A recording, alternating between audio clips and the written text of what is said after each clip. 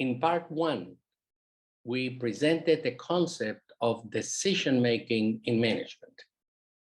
And we talked about what should be done, how should it be done, when should it be done, and by whom it should be done.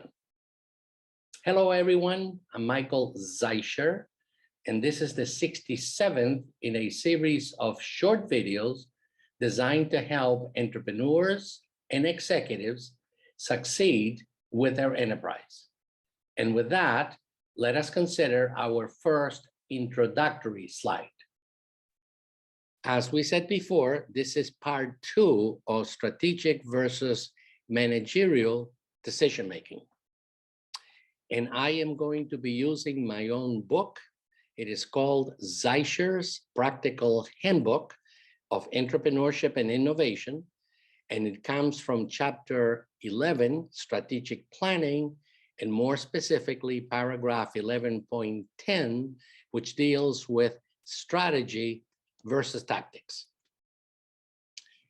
So here in part two, we will go into greater detail about this important concept, because if it takes too long to make minor decisions, or if it takes a very short period of time too quickly to make major decisions, the company will not survive. So let's consider policy and operating decisions. Policy decisions are those that are made by middle management. So a great example of that would be, for example, how to do an employee bonus for a particular year. So once the policy decision has been made to give an employee bonus for that year, the actual calculation and implementation of the bonus is an operating decision.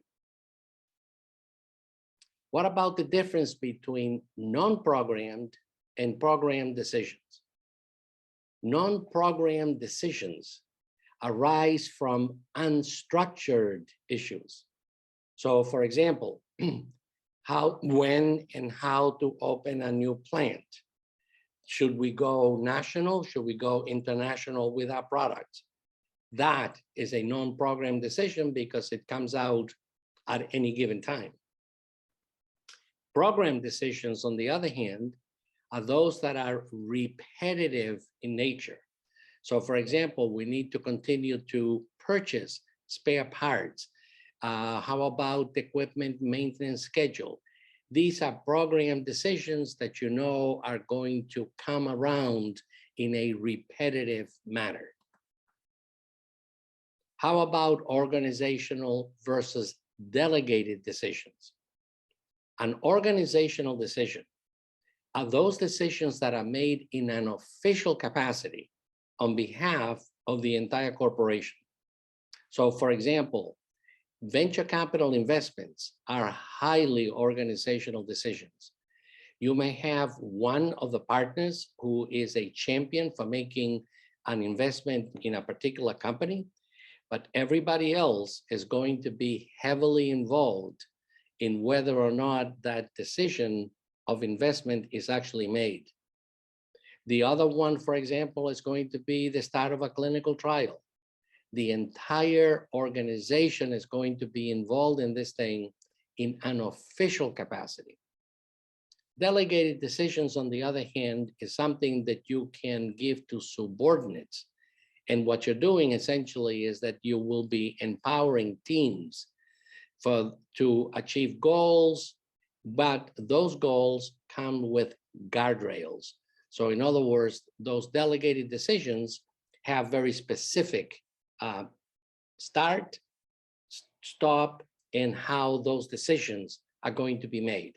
So for example, you can go to a company, whether that is internal or external, to perform a market survey and to report the findings. So you know when the survey is going to be done, you know when it's going to be finished, and what kind of guardrails are you going to have around those.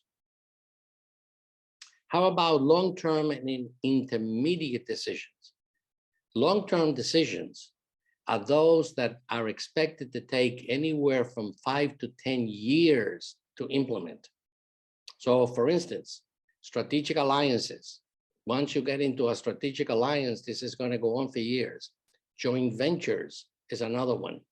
Cooperative research agreements. These are things that if you get into are going to be very, very difficult to get out. So you better know what kind of decision you're going to be making ahead of time. Intermediate decisions, on the other hand, are those that are expected to take between 3 to 5 years to implement. So let me give you a couple of great examples. Establishing a new distribution channel for your products, initiating a new marketing campaign. Those are intermediate type decisions. Now, stakeholder decisions are very important because these are you bet your company decisions. And I just want to make sure that we all understand who a stakeholder is. Stakeholders are either investors, suppliers, customers, employees, everybody who is involved in the company. Now, these type of decisions, stakeholder decisions, are typically undertaken by the board of directors because they involve either company growth or company survival. So as a good example, to go into a new line of business, declaring capital raising initiatives. You're going to go in the market to try to raise capital. This is a major decision. Another one is to enter into a major acquisition. So whether it is a merger or an acquisition, these are stakeholder type decisions.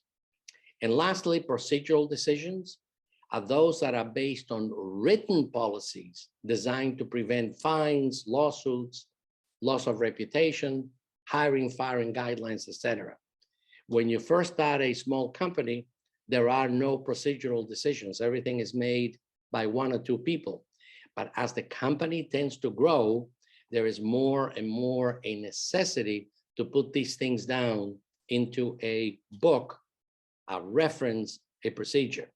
Now, they tend to be dynamic because they normally will involve local, regional, national norms, such as federal rules, state rules, regulatory regulations, and so forth and so on. So these are the major type of decision-making abilities that a company needs to make in order to grow and survive. Thank you very much. Do you want to become a multi-millionaire or a multi-billionaire? Then start your own business and become an entrepreneur. Unless you have a rich uncle, I don't know of a better way of achieving your dream.